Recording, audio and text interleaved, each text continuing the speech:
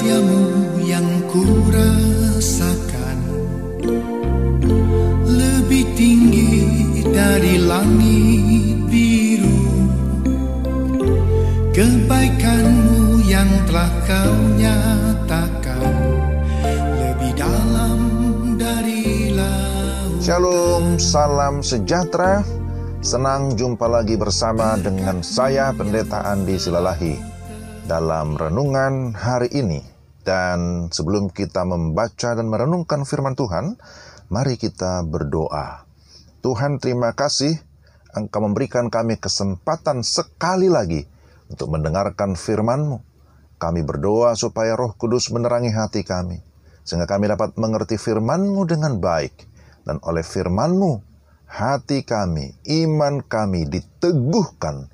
Terima kasih Tuhan, kami siap merenungkan firman-Mu di dalam nama Tuhan Yesus Kristus. Amin. Pembacaan firman Tuhan dari Hosea pasal 6 ayat yang ke-6. Demikian firman Tuhan. Sebab aku menyukai kasih setia dan bukan korban sembelihan, dan menyukai pengenalan akan Allah lebih daripada korban-korban bakaran. Demikian firman Tuhan, Hosea 6 ayat 6. Tema renungan kita adalah kasih setia Tuhan yang tak terbatas. Kasih setia Tuhan yang tak terbatas. Apa yang saudara ingat tentang Nabi Hosea? Pasti berkaitan dengan pernikahannya dengan perempuan sundal bernama Gomer. Amos disebut sebagai nabi keadilan Allah, tetapi Hosea disebut sebagai nabi kasih-Nya. Pernikahan Hosea dan Gomer menggambarkan kasih Allah terhadap umat-Nya yang berdosa. Melalui kisah Nabi Hosea, kita dapat semakin mengenal Allah yang penuh kasih, dan kasih-Nya itu tidak terbatas. Dia mengasihi manusia berdosa yang seharusnya dimurkai. Saudara, mari kita renungkan lebih dalam Hosea 6 ayat 6.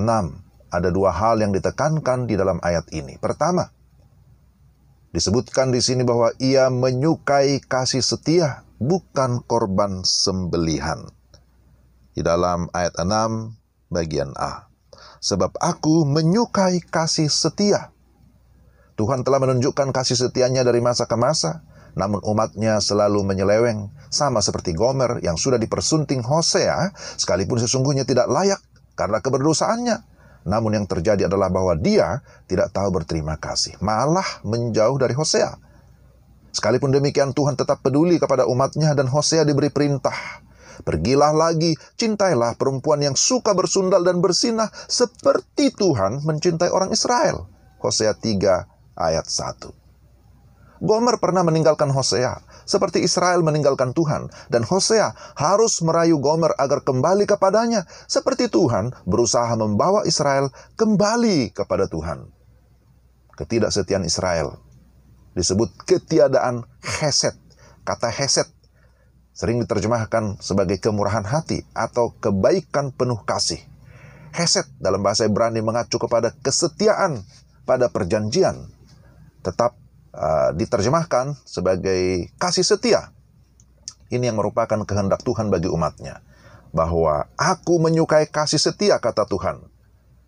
Sebab di dalam Hosea 4 ayat 1 disebutkan tidak ada kesetiaan, tidak ada chesed, dan tidak ada kasih, dan tidak ada pengenalan akan Allah di negeri ini.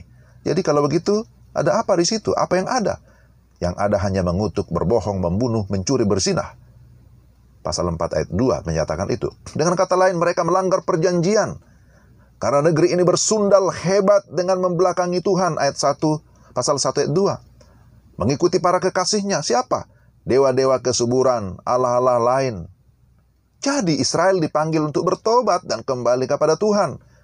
Karena dia telah berjanji, aku akan menjadikan engkau istri dalam kesetiaan. Pasal 2 ayat 19. Hal yang sama ditujukan kepada gerejanya, kepada orang-orang percaya. Seperti kata Tuhan Yesus kepada jemaat di Efesus, aku mencela engkau karena engkau telah meninggalkan kasih-Mu yang semula. Bertobatlah dan lakukanlah lagi apa yang semula engkau lakukan. Wahyu 2 ayat 4-5. Yang kedua, Ia atau Tuhan menyukai pengenalan akan Allah lebih daripada korban-korban bakaran. Pengenalan akan Allah merupakan hal yang paling mendasar bagi kehidupan orang beriman.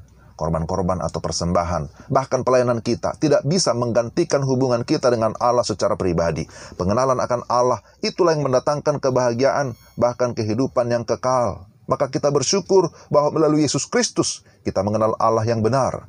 Dan jika kita sudah mengenalnya, mari kita memuliakannya, bukan mempermalukan Allah. Orang yang mengenal Allah dengan benar, maka dia mau mempersembahkan hidupnya sebagai korban yang hidup untuk dipakai dalam pelayanan. Orang yang memiliki kasih setia, maka dia dengan sukacita akan senantiasa bersandar kepada Tuhan, sumber segala kehidupan, dan mengasihi sesama dengan setia. Saudara, inilah renungan kita. Kiranya Tuhan menolong kita untuk dapat melakukannya. Mari kita berdoa. Tuhan, terima kasih untuk firman-Mu. Sekali lagi kami mohon pertolongan, bimbingan Allah Roh Kudus, sehingga kami dimampukan untuk hidup di dalam kesetiaan, di dalam kasih setia, mengiring Tuhan selama kami hidup. Terima kasih Tuhan, terpujilah nama-Mu di dalam Kristus Yesus Tuhan kami. Amin. Demikian pendengar renungan kita hari ini.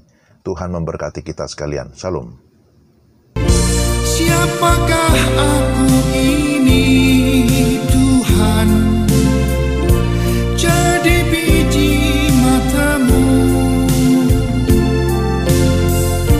Dengan apakah ku balas Tuhan, selain puji dan sembah Kau? Siapakah